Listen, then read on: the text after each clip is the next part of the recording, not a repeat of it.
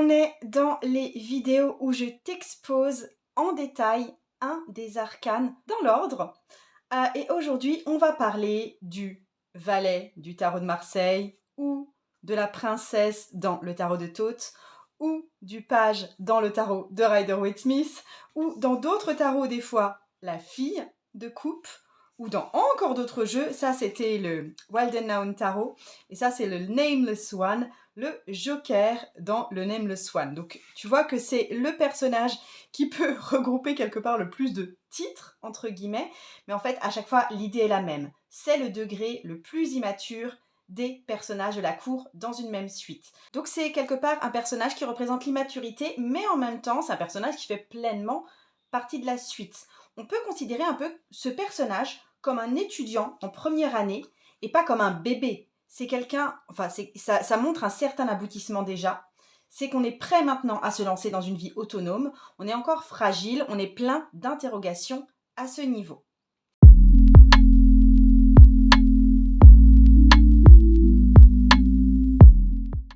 Donc, pour ce qui est du tarot de Marseille, avec le valet de coupe, je vais juste te remontrer comment sont hiérarchisés les personnages de la cour dans le tarot de Marseille. Le niveau le plus immature, ça va être effectivement le valet. Ensuite, du moins immature au plus mature, ça va être ensuite la reine. Ensuite, on va avoir le roi. Et ensuite, on va avoir le cavalier de coupe qui est le personnage qui sort de la suite, qui est le plus en évolution et qu'on a vu la dernière fois. Donc ici, on est quand même sur le degré le plus immature, comme dans tous les jeux de tarot en fin de compte. Dans les deux types de hiérarchie des personnages de la cour, on est à chaque fois avec le valet ou avec le page face à une tendance féminine, passive, réceptive, à l'opposé des cartes masculines du chevalier et du roi qui, elles, sont des cartes de tendance masculine, active et plutôt dans le don que dans la réception. On peut noter que ce personnage, avec sa couronne fleurie, ressemble un petit peu à la jeune fille qu'on a dans la carte de l'amoureux. Et on voit que, comme pour la carte de l'amoureux où il s'agit d'une carte de choix et d'hésitation, ici aussi on est sur une carte un peu d'hésitation. Le personnage hésite à ouvrir ou à fermer sa coupe. On est face à un personnage timide qui hésite peut-être à s'ouvrir, peut-être qu'il ne l'a jamais fait, ou peut-être que c'est un personnage qui ne s'est plus ouvert depuis longtemps. Donc on est face à une carte de découverte du monde émotionnel qui terrifie et qui attire à la fois. C'est un peu la carte de oui, nous non, ni on ne sait pas. Donc on est capable de tout donner et de se sacrifier, ou on est capable de s'enfuir purement et simplement, et on hésite en fait entre les deux.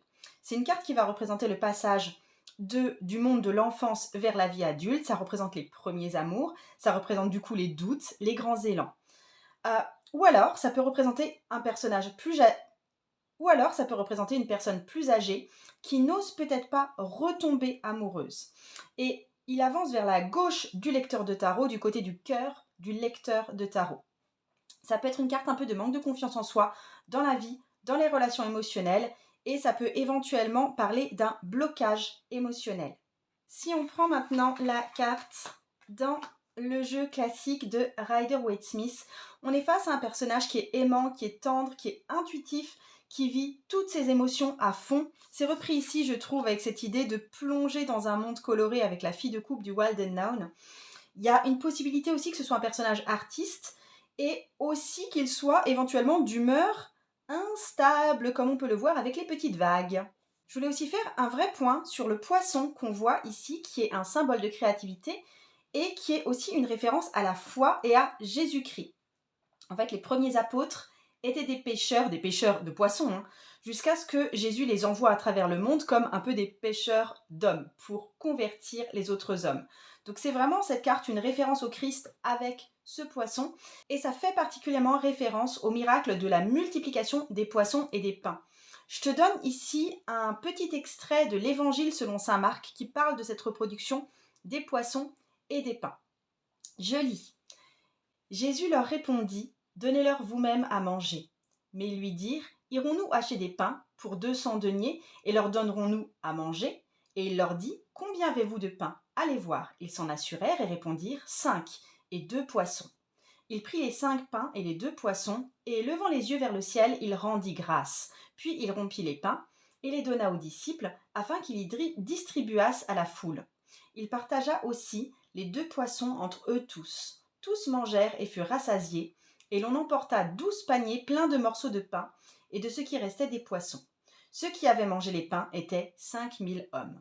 Dans la même veine, il y a une histoire grecque, un conte grec qui raconte l'histoire d'une coupe d'or cachée dans un poisson qui est trouvée par un pêcheur, et cet homme découvre alors que cette coupe produit elle-même des pièces d'or. Orphée est également connu comme pêcheur. Il a une lyre qui peut charmer des créatures et les amener à lui. Donc le page de coupe est pas mal associé au monde des miracles, de l'abondance, des dieux, des poissons. Et le poisson dans la psychologie est d'ailleurs aussi symbole de l'inconscient profond. Pour revenir plus au personnage lui-même, c'est un personnage de nature douce, il est plein d'imagination, il a tendance à être idéaliste et il ne pense pas selon les faits et la logique, il voit tout à travers son monde émotionnel. Il a une forte tendance à la rêverie. Les pages en général peuvent signifier l'arrivée de nouvelles. Ici, ça va être des nouvelles qui vont concerner les relations ou des informations qui auront un impact émotionnel. Il gagne facilement l'amitié des gens, la confiance, le respect des personnes qui l'entourent, et si jamais un problème arrive, c'est souvent lié à sa difficulté à communiquer clairement. Il a besoin de se sentir émotionnellement soutenu. Au niveau astrologique, il est lié au signe d'eau, Cancer, Scorpion, Poisson. Il peut être considéré comme naïf et d'autres fois comme intense et mystérieux parce qu'il ne va pas forcément énormément parler. Il a une apparence simple, il a besoin de peu pour être heureux, mais il est complexe à l'intérieur, il a besoin d'une grande quantité de stimulation spirituelle et émotionnelle pour rester en bonne santé mentale. Et son attitude envers la vie, c'est d'être réceptif, d'être ouvert, il préfère observer et tout enregistrer sans forcément commenter, mais quand il commente, ce qu'il dit est profond, ce qu'il dit est sage.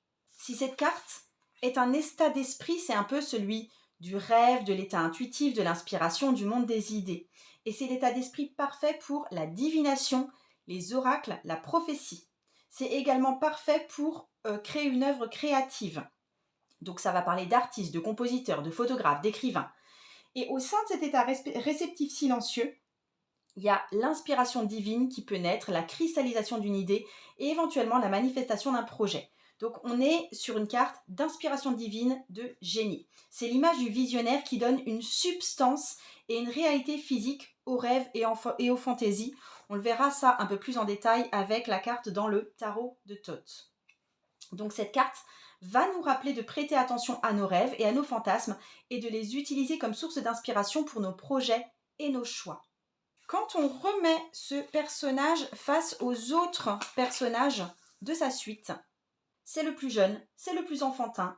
Il souffre pas des mêmes conflits internes que les autres, surtout le chevalier et le roi qui souffrent de conflits internes. Il n'est pas face au fait de devoir affronter ses responsabilités ou de se battre avec ses propres désirs, ce n'est pas son cas. Et il y a quelque chose comme s'il ne se rendait pas vraiment compte de ce qui se passait à l'extérieur de lui. Et là on voit de nouveau le poisson de l'imagination qui est dans la coupe, qui le regarde en retour, tu vois, il y a un échange de regards, et c'est un personnage en fait qui est perdu en lui-même et dans ses propres fantaisies. J'en arrive au tarot de Thoth. Dans le tarot de Thoth, et dans tous les autres tarots d'ailleurs, mais là c'est peut-être plus criant, il y a un lien fort entre les princesses et les as dans chaque suite. Ici on retrouve, tu vois, le même plissement qui rappelle le tissu et l'eau à la fois. L'as, c'est oui une belle carte, mais en fait elle porte tout en germe sans l'exprimer, et la plupart du temps c'est une carte qui du coup est incompréhensible dans ce qu'elle va émettre pour plus tard. Tandis que la princesse, elle va représenter la matérialisation du potentiel de l'as.